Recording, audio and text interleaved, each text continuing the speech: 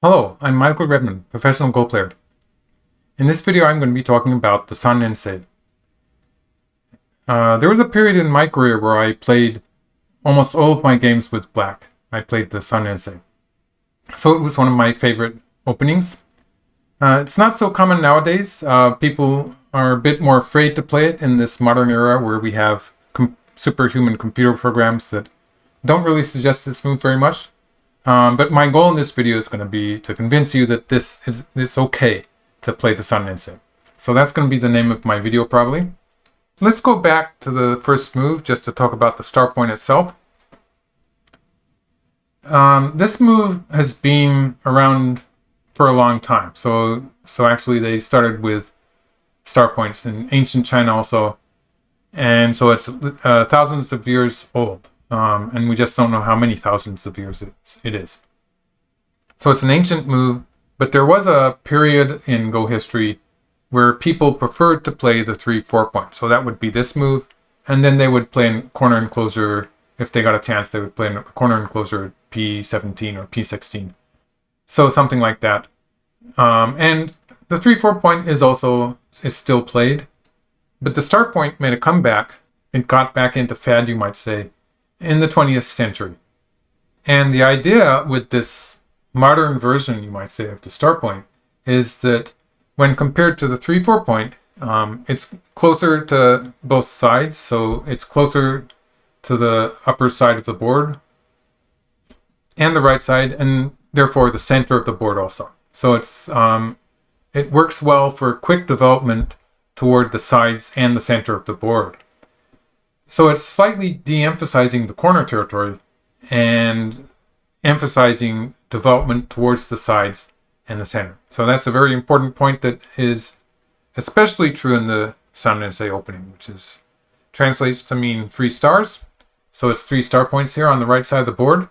By playing this move in the center of the right side, black has dominated the right side of the board, and there aren't any good points really for white to jump into inside these 3 stones. So actually, if we look at the right side of the board, white's best invasion points are probably the 3-3 points.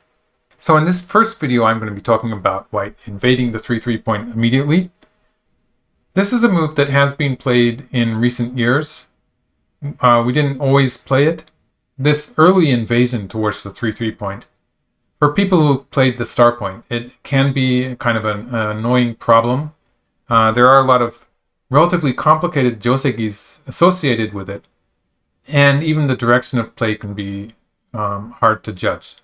But with the Sanrensei opening, one of the values is that it's relatively easy because black has already made a positional decision here to build starting with the right side. So in this case, black is going to start with the right side, and since white is going to take away the lower right corner, that means that the next step will be towards the upper side of the board. So black is dominating the sides and will hope to be moving towards the center of the board in this opening.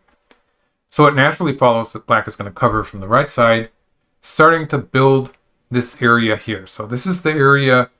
It could become a black territory, but for the time being, it's an area that's very strongly controlled by black. So in a game of Go, you don't really know that it's going to last forever, but it is, for the time being, black's area.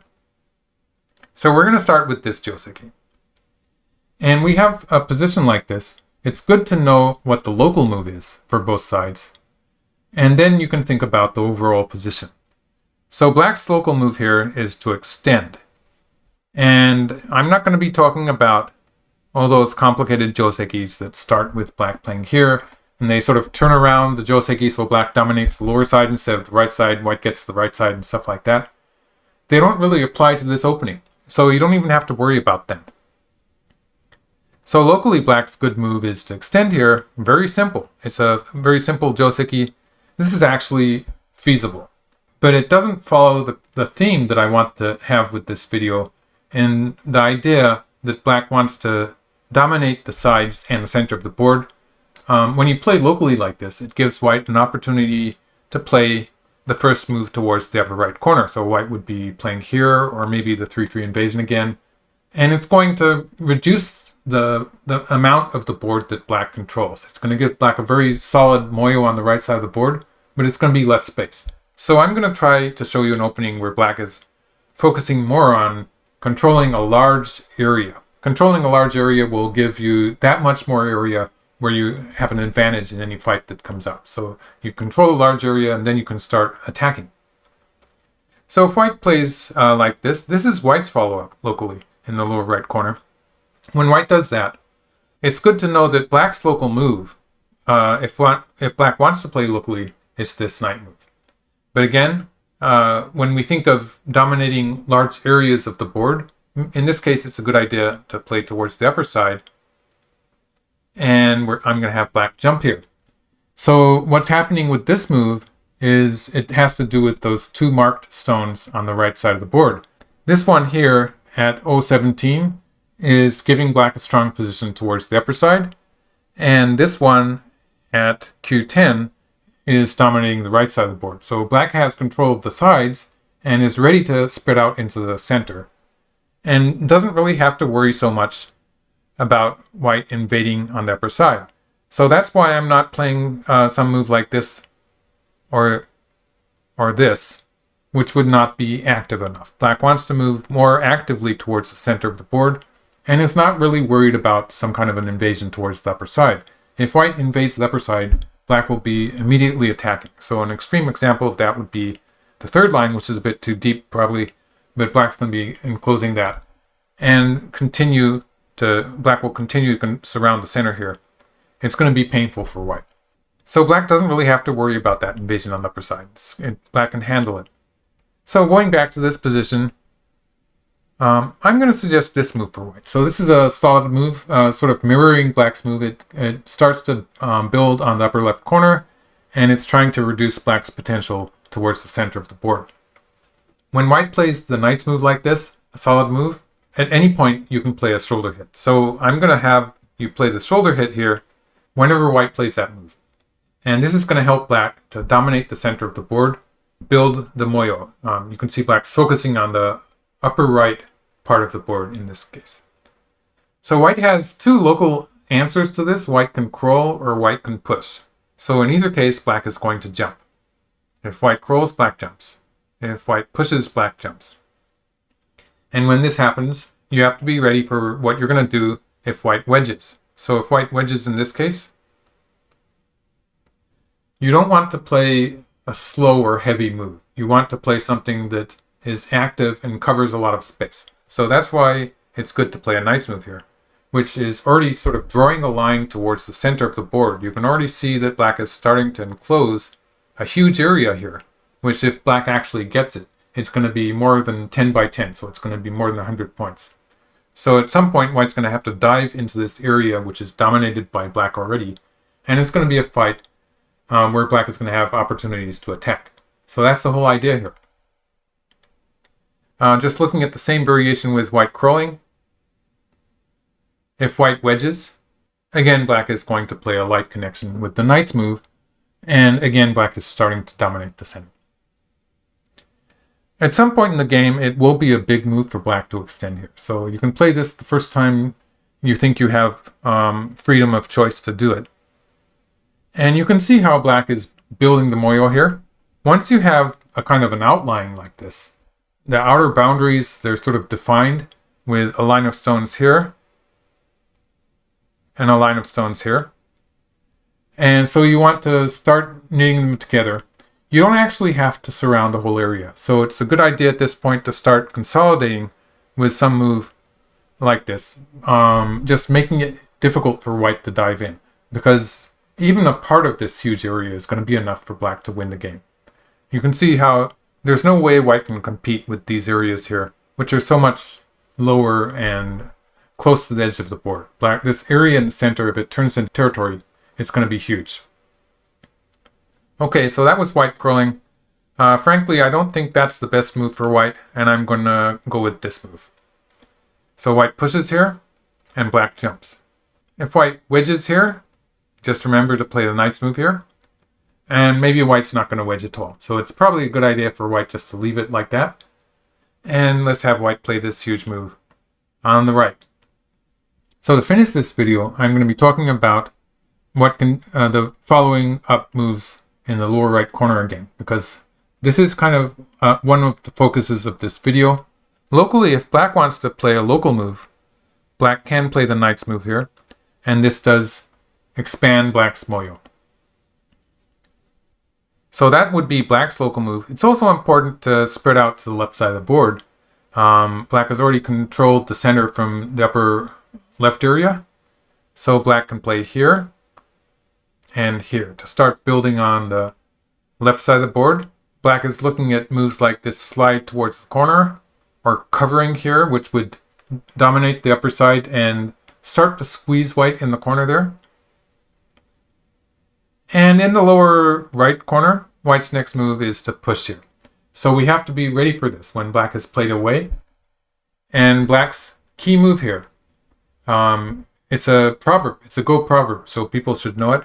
But you want to play a hane on top of two stones. It's hane at the head of two stones.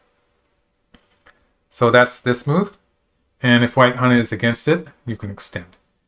In this variation, white's problem here is that the cut here is threatening a cut on the second line. So black has a fairly strong threat of a cut here on the fourth line. So at some point, white will have to move back at that point, and it will give black one extra tempo to play towards the center. So white can push here. Again, the hane on top of two stones, or the hane at the head of two stones, is a vital shape move. It's also a good shape move for white to be playing a cut here. Black can deal with that by just jumping. So now if white tries to continue the fight in the center of the board, that's going to be a fight that black can win. So for instance, if white extends here, this is going to be trouble for white when black cuts here. So for the time being, black is threatening a cut on the second line, which would be pretty devastating. This would, outright it doesn't kill the corner, but it's going to be very painful for white to live in the corner there. So this is pretty much out of the question. And white has to play an atari from underneath. And now white has to be really careful because it looks like black is threatening a ladder. So let's take a look at the ladder there. So if white plays here, this is actually, it took me a moment to check that ladder here. It's a bit tricky. So let's take a look at the ladder. One of the advantages of using a computer is that we can do this whole sequence relatively painlessly. So we have this, and black has multiple ways to chase the ladder here. So it's okay to chase this way. And so far, black has chased in a fairly straightforward fashion, but black sort of has to dodge that star point in the corner. So it works like this, and after all, black does get to capture a ladder. So this would be a disaster for white. And going back to the beginning position here, this is really painful too. So it's going to be bad in this case also, I'm pretty sure. It looks like black is going to have a lot of opportunities to force white in this shape here. So it doesn't look good for white. Going back to the starting position here, when black plays a hane, white can cut, and I'll suggest that white probably has to back off at this point, and black will dominate the fight in the center. So this is black's basic game plan, and in future videos I will be talking about what might be happening in the future of this game. So in particular, I'll be talking about, for instance, various ways white can attack this position black has in the upper right. So it would be moves like this and moves like this.